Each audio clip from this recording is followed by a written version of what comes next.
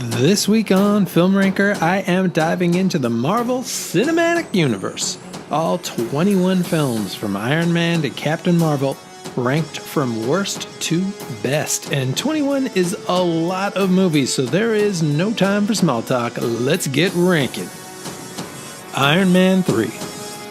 The only time I left an MCU film wishing I had my time back. On paper, writer-director Shane Black is a good fit, but in reality, not so much. Downey is in full improv mode. Sometimes it works, but often it's too sarcastic and meandering.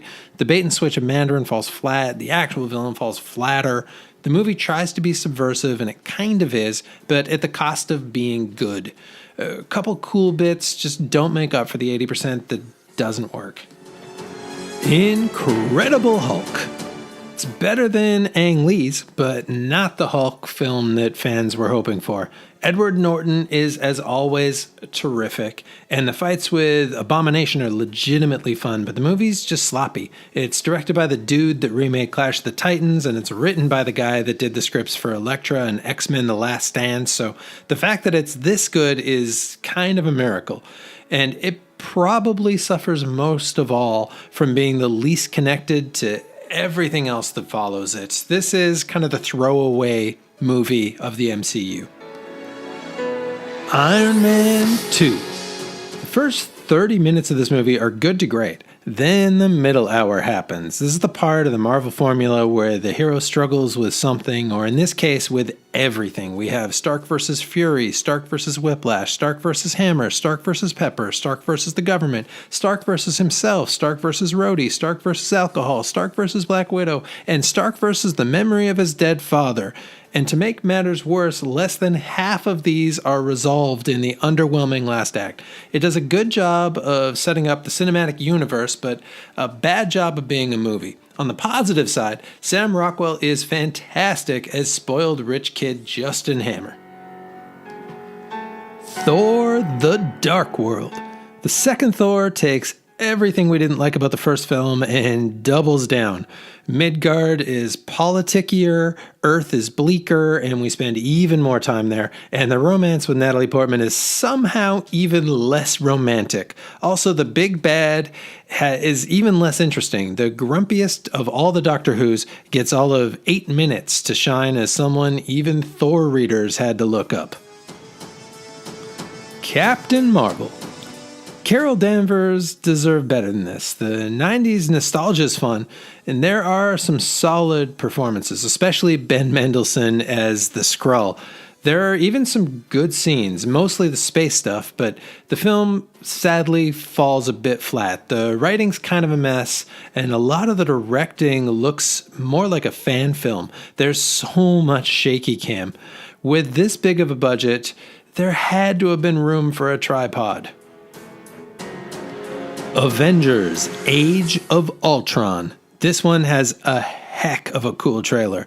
Creepy Ultron singing Pinocchio had my bumps fully goosed. Sadly, the contents were less than the package. What starts with an admittedly cool action piece soon turns into too many moving parts and ultimately the weirdest and most toothless plan for world domination ever. Although Hawkeye's family is kind of cool, though I do wonder where he bought Clark Kent's house. AntMan and the Wasp.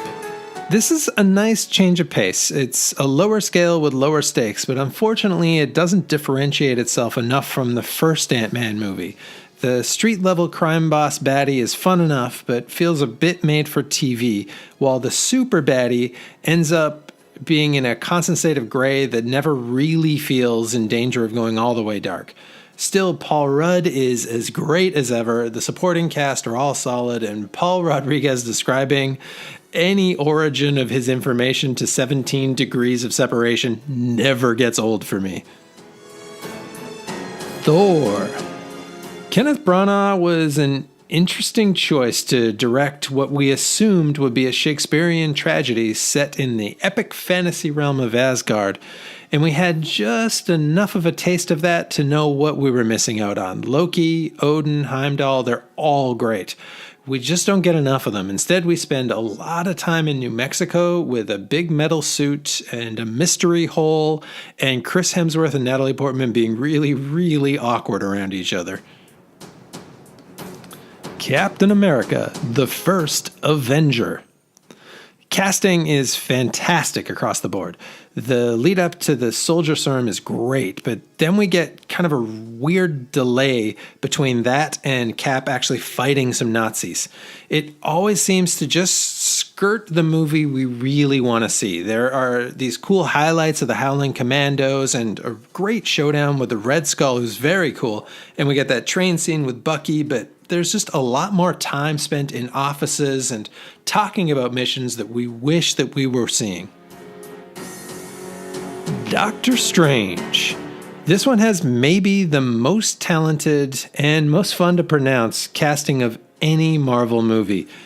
Benedict Cumberbatch, Chiwetel Ejiofor, Mads Mikkelsen, Rachel McAdams, Tilda Swinton.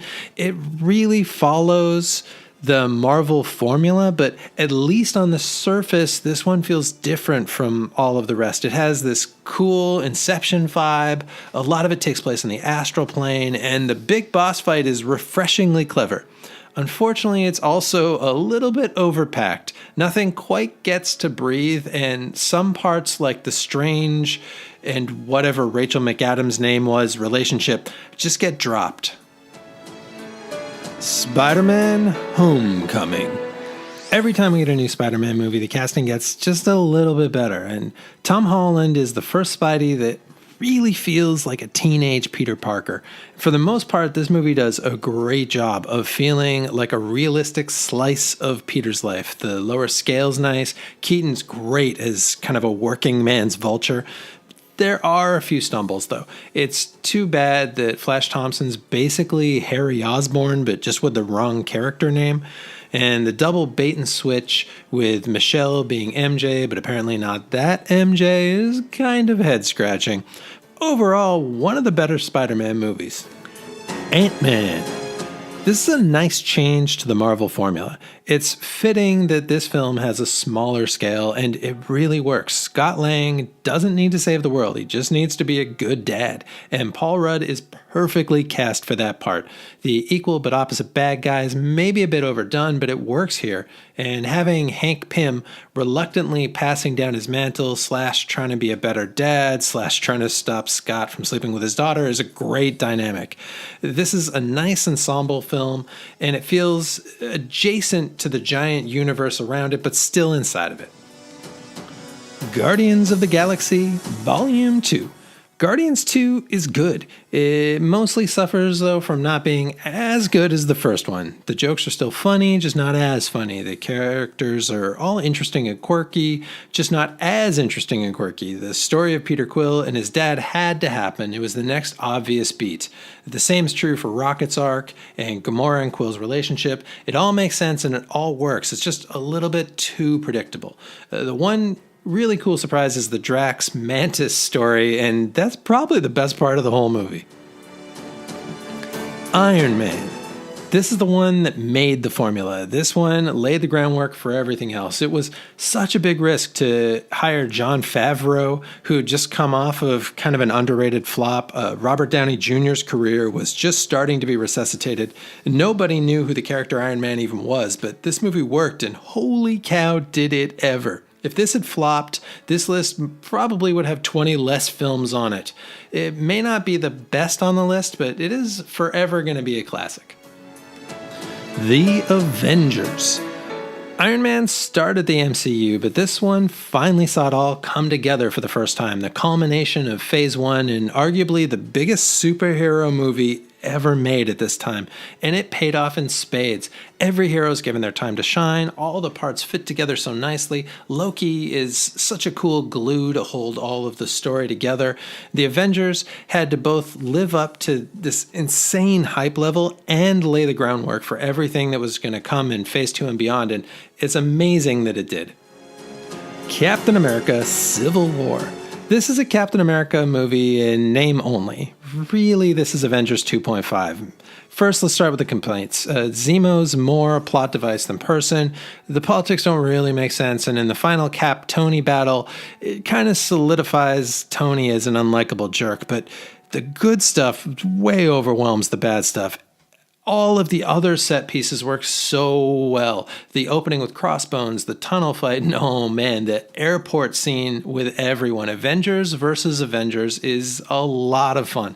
This is the first time we get to see supers versus supers on a grand scale. This is one of those big fold-out covers, you know, the epic single panel center spread, and it's fun as hell. We also get really nice intros for both Black Panther and Spider-Man. This movie had a lot to accomplish, a lot. And maybe it only hits 90%, but I'm going to take that average. Captain America, the Winter Soldier. This one was the first time out for the Russo brothers, who would go on to direct probably the 3 biggest MCU movies so far.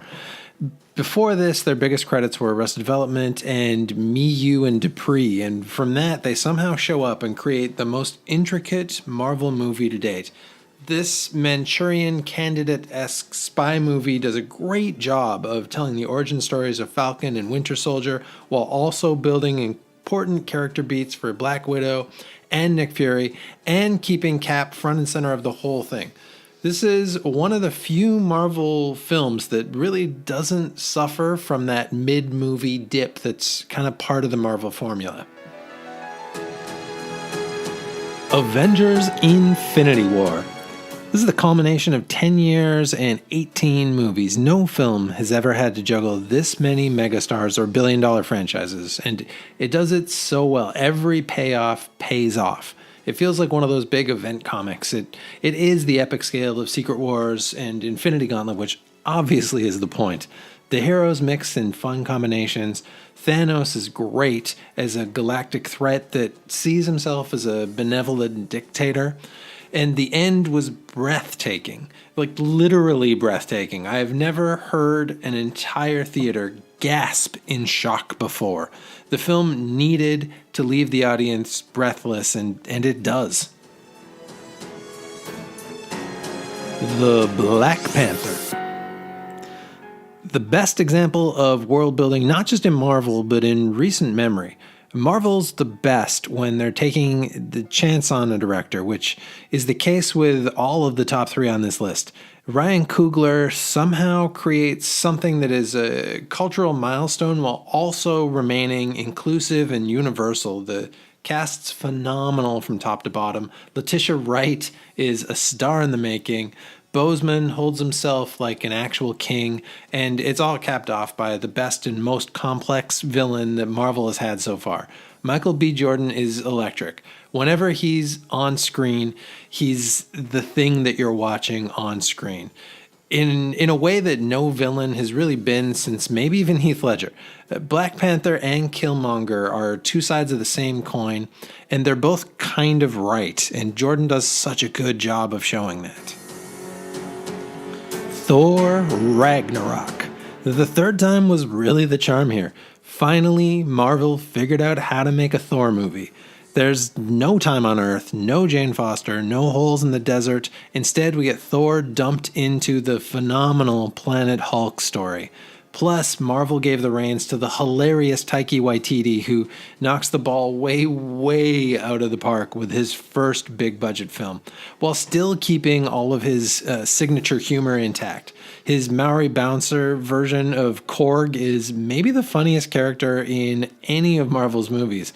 And we also have 2 cool baddies with Jeff Goldblum's hilarious Grandmaster and the legitimately threatening Cate Blanchett as Hela, as well as the addition of Tessa Thompson as Valkyrie, who is probably the character I most want to see more of in the next phase of the MCU. And it all looks rad as heck. Guardians of the Galaxy. Give Marvel credit. They had a great thing going, and they could have kept playing it safe. but instead they gave a former B-movie director the reins of a weird comic book that was nowhere near the public consciousness. And holy crap, does that gamble pay off. Guardians of the Galaxy is the MCU's biggest underdog story in all of the ways that it could be an underdog story. It's also one of the best sci-fi movies, period, to come out in decades. The crew fits together like this beautiful, insane puzzle, and every single member is memorable. The universe around them comes to life fully formed. We have Ravagers, Kree, Nova Corps. Everything is just there as though it just always existed there. And then you add to that the best 70s soundtrack since Reservoir Dogs and a legitimate, funny sense of humor, and you've got pure gold. And that brings us to the end of the countdown. If you listen to all 21, you are a true hero. If you skip to the end to see what was number 1, that's cool too. Go ahead and click on any of the clicky things that you find below, and maybe you got time to check out one more of these videos before you get back to doing whatever you were supposed to be doing.